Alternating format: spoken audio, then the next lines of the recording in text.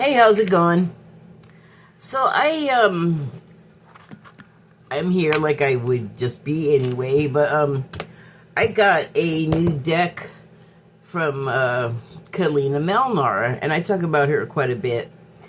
It's her new deck. I think it's her first one. I don't know. I should have checked before saying that. I don't know. It's my first one of hers.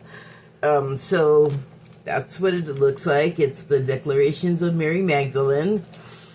And I'm going to read the booklet that came with this deck of oracle cards. I'm not going to read the whole thing. Hold on. I'm going to read from the booklet what it says about Keleena. So she channeled the messages on these cards, which I'm sure it's going to talk about, but she has a lot of attributes. Okay, so let me find that part.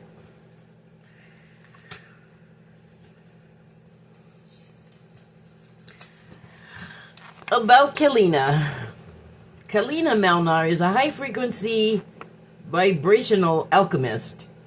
She is passionate in bringing humans in their right relationship, aligned with the authentic self for the transition into the Aquarian age of freedom, truth, and the divine feminine's return to her rightful place and space. She is here on an as an international facilitator and way shower of ascension, as well as a divine feminine leader for humanity's higher dimensional crystalline new earth. She empowers women by leading by example, living authentically in full confidence with her soul's purpose. Awake since she was a child, Keleena has had the privilege of seeing, feeling, and hearing her guides for as long as she can remember. Many times this connection has saved her life and the lives of her children and ex-husband. Through key transmissions in her life, she has been gifted deeper awakenings and activations in her DNA for cellular level memories to come online. From the celestials, cosmic star family of light, and angelic and masters that were preparing her for the work she came to do in service. On January 1st, 2015, Keleena woke up differently. She experienced a soul upgrade, parenthetically walk-in, that completely changed her life, propelling her fully into her mission and service work. Most of her memories were wiped clear. Communication was simplified to remove distorted words, and to this day must have a form of triggering to remember. However, she was given immediately the memory of birthing her beautiful children. So that means that prior to her walk-in experience, or she doesn't remember most of what happened to her prior to her walk-in experience. That's why she says she was gifted the memory of birthing her children, because she has expressed some of what it feels like to have that happen, and I'm getting chills. I can imagine that it must feel pretty strange to all of a sudden have a big chunk of your life, like, inaccessible. And I got the impression it was because you're done with that stuff. You don't really need it right now, and it is in the Akashic Record. Like, I think if worse came to worse, she could find her way to the memory she needed if she needed it. That's what I'm getting, is what went on with her. So, I don't know how much longer this goes on. I don't want to be reading it all the whole time. Okay, there's just a little bit more. So, communication was simplified to remove distorted words, and to this day must have a form of triggering to remember. However, she was given immediately the memory of birthing her beautiful children. The walk-in upgrade also brought numerous multi-dimensional aspects online, including Mary Magdalene. Today, the Holy Spirit and Cosmic Mother flows through her in highest vibration and frequency. Divine Feminine Mother archetypes flow through her as blue and ruby rose ray beings in her many channelings. Activations here, in her many channelings, activations, healings, and languages of light. She also, I guess, speaks all of the light languages. She's like very well equipped with all of that stuff. So, she, it probably says in the booklet somewhere, but at some point in the past, not that long ago, like maybe 5 years, I think it was like a really short period, it is in the booklet. So she talked about starting to get messages from Mary, and I think she meant both Marys, because she does say at one point in the booklet that she just started receiving both Marys, so Mother Mary and Mary Magdalene. And Mary Magdalene started just like saying, just started like talking to her one day, like she started receiving messages from her. And then she was like, I better write this down. And Mary was like, yes, you should write that down, because I want you to make cards, tarot card or oracle cards out of it. Or I don't know if it specified what she was supposed to do with it, but she ended up making cards. So there you can feel like, or I can feel like vibes coming out of them. Really, it's really nice. They have a nice tactile feel. They're really big, and I just have a really hard time doing the like casino style shuffling, where you sort of fan them together, because my left side physical wellness is slightly altered because of being paralyzed for a year earlier in my life, and so it just never came back right. So I can do a lot of stuff, but minute action stuff like shuffling cards is no good. But I was intimidated by the size of these things, because, and they're pretty stiff too. But I was one of my caregivers went and picked them up for me at the post office, and we were talking about that, and I was saying that there's lots of readers that I watch that have these big cards, and they just seem to just fall into a shuffle, and I was like, I don't know if I can do that. But I tried it, and I kind of can do it. It's, yay. I mean, I can totally shuffle the other way, but I don't know. Like, I already had an accomplishment with these. Anyway, so I chattered on so long because I knew I only pulled one card. I think I'm just going to pull one card at a time with these things, because it's like packed with all kinds of information. So here's what it looks. It has the rose on there that is significant of the Marys, or associated with the Marys.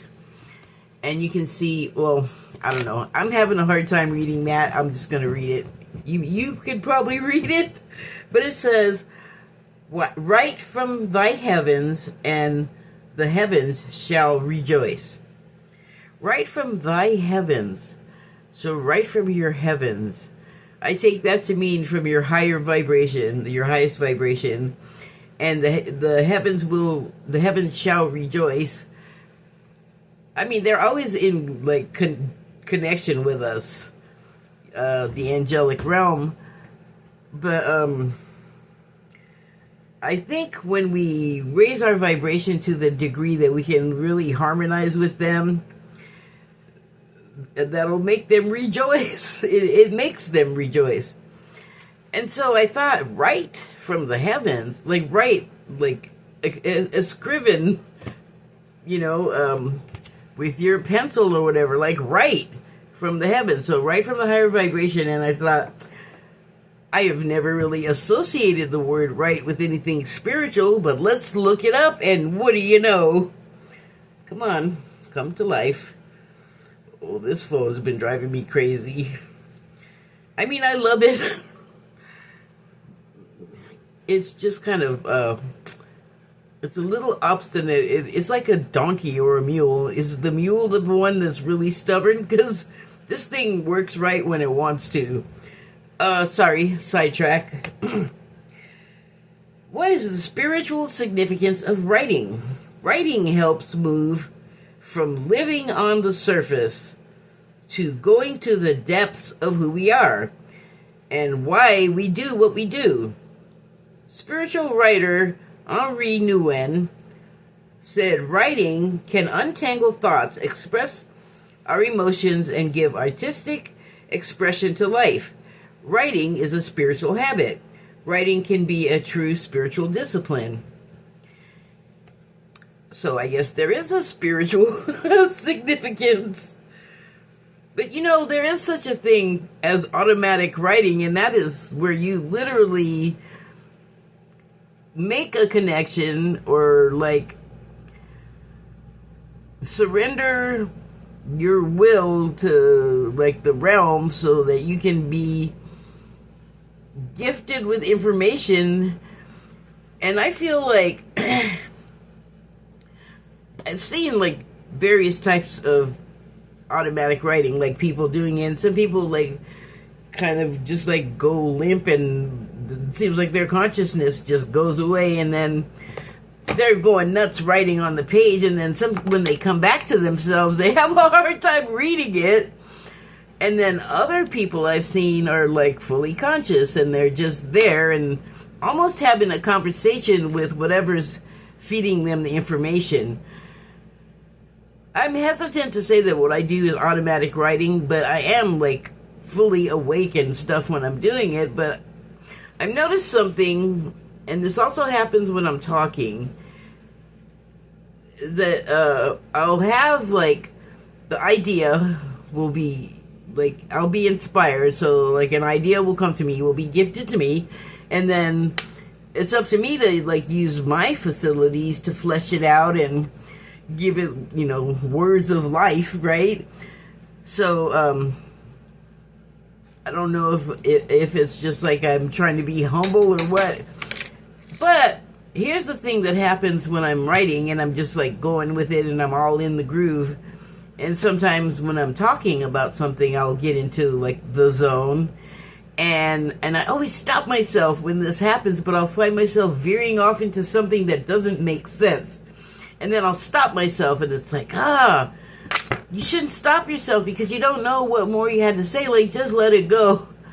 So, I was kind of bothered by that because I'm like, why does it keep stopping? Like, right at the edge of it feels like something amazing. And then I realized it kind of happens with meditation, too. Like, sometimes I'll get so meditative, so contemplative. Well, that came out crazy. Contemplative that I just end up in this zone, this like unusual space, and I'll snap out of it like I'm waking up from something, but it's not sleep, because I know what it feels like to have been asleep. This is like I went somewhere else while I was meditating for a second, but right when it gets to that point where it feels like the amazing thing is just like a second or two more away, I get pulled away from it. And lately, it's been like the cat. Like, I'll just get into that place where I want to be. Like, I'll just barely get there, and all of a sudden he comes running up, and like Daniel Scranton has cats, and he'll be channeling and doing his thing, and he's like very active, animated, you know, and he's like moving around, and he's got his arms in the air and that.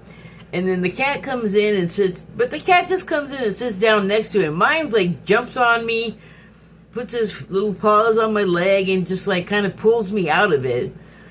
And I was like, what the hell? Like, he just has been consistently doing this. And then I have been having, like, a little bit of a time just getting to a place where I am relaxed enough, you know? And so I'm not concerned about it, especially. It happens from time to time. And I usually don't know why, but I was watching a GFL, a Galactic Federation of Light video earlier, and she was saying, one of the emissaries was saying that people have been having problems getting into that right meditative space. And she said it's because it's one of those last gasp flailings of, like, the cabal and the deep state or whatever, like the evil people trying to interfere with any more, like, awakening attributes growing in people, because it's making them ill and have to leave, and it's like canceling them out. But it's then they're all mad. But oh my God, have you not had millions of years of just ruling people and having your own violent, icky, perverted ways with your humiliation and all of your stupid ceremonies that are just mean? Okay, now see, I veered off. What was I talking about? But no, so she was saying that there is, like, spiritual attacks happening where they don't want you to cross that threshold into, oh my God, that feels like it's going to be so amazing. Because it is, and it'll make us stronger, and they don't want us, just regular people, finding ourselves and finding out about ourselves. So they're interfering, like, with our meditation. And I don't know how much people realize about this, like the level, the degree to how depraved and just I almost don't even have words for the level of selfishness and greed of these people. And they're so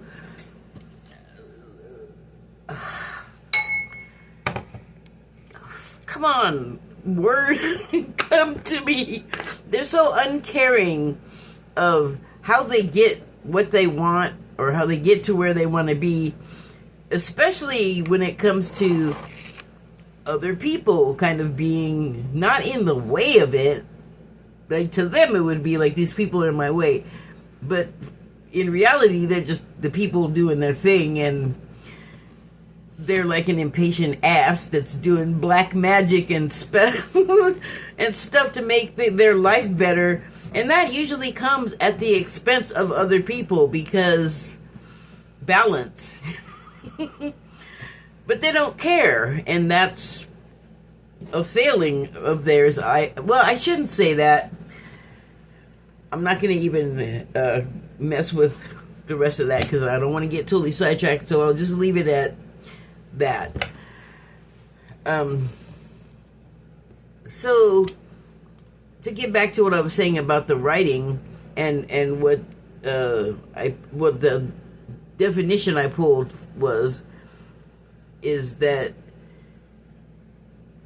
it seems to give you access to a place, or a key that unlocks a place that allows you to, like, unfold and see yourself, or to take an inspirational thought and flesh it out and make it bloom further, and I guess, like, spread a message, you know, along with, like, the written word. There's, like, the intent, and then people reading it are going to have their own associations, and so it's, like, deeper than just words on a page, like, you know what I'm saying? And it's funny, well, it's probably not that, like, unusual or funny, whatever, that I pulled this particular card, because I have spent a lot of time on Substack, which I left other social media platforms except for YouTube. to just go to Substack because I really wanted to be part of that writing community. And there's creatives on the other social platforms, but it's just like a different dynamic. And this social platform also has like people posting animals or music or, you know, whatever their personal thing is. So it's not that different, but there is a different tone. Like there is a more serious, and it is a place like people just have chats, you know, and some are published and like have books out, you know, and so it's like part of their motif as a writer to promote, I guess, because I feel like that's kind of what the chats are. Like you are getting to know fellow writers and also your potential audience or just your audience, and it has some of the same things going on that made me leave the other platforms where it's like the people and what they're about. But and this one has been challenging. Like I still make people very unhappy. I don't know. And I don't, no one yells at me, no one argues with me, they just block me or mute me and they're just gone. And I'm like, why won't you engage with me? Damn it. But I'm finding my people. My follower count, just like on YouTube, is so funny. Like it'll go up and I'll be like, oh cool, and then they'll like look further. They'll look less superficially than they did when they decided to follow me or subscribe to me. So, and then they go, oh no, this is not what I want. And I totally get it. But I have to say, I've been some places emotionally with this site that I've not gone to with any other site. And there's got to be something to that, I feel like. So, yeah, write. I was like, really? Writing? But it's perfect. And, like, manifestation is happening real fast. So watch out.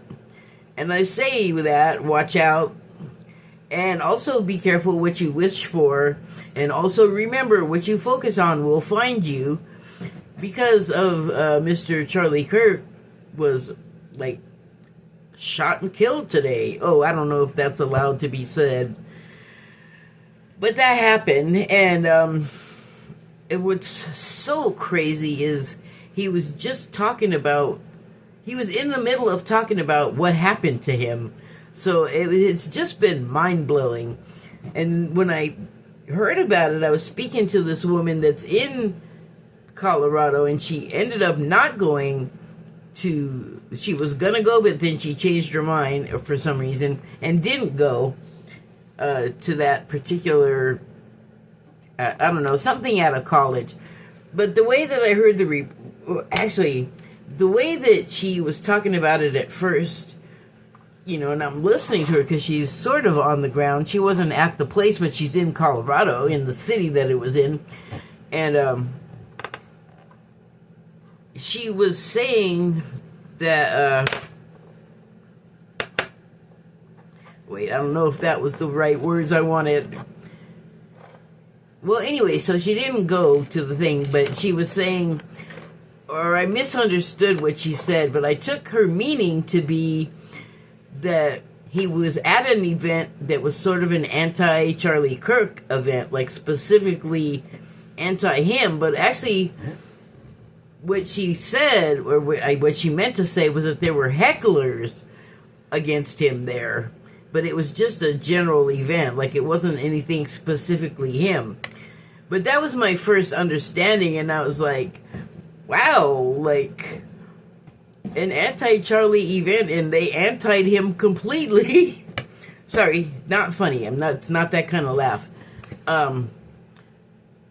So, you know, and then what he was actually saying when he was struck with the metal, with the lead, with the hot lead, was just crazy, because that's what he was talking about, was what happened to him happening in public places, and he has had a pretty clear opinion about it, and he was like, kind of, blood's gonna be spilled, it kind of has to be spilled, and it was pretty glib, and be careful what you ask for. Manifestation is happening really fast. And clean up your mind. That's all I can say. Like, if you got stuff in there that's that dark all the time, in this age, be careful what you wish for, because it could end up all over you all of a sudden. Just saying. Okay, we have come to the conclusion of my first Declarations of Mary card, and I'm gonna, as we go, I'm gonna notice that it's the number 46 card, which is 10, and if you break it down with your numerology, it's 1, and Mary's message, because I looked at all the cards, and then in the booklet, it has each Declaration of Mary in it, so I sat, turned everything off, did my breathing while I was reading it, and that's what made me decide to just do one card at a time, because they are packed with embedded information. So, yeah, this is the conclusion of the first one. I hope you enjoyed it. Thank you and good night. And thank you, Keleena. I love the cards.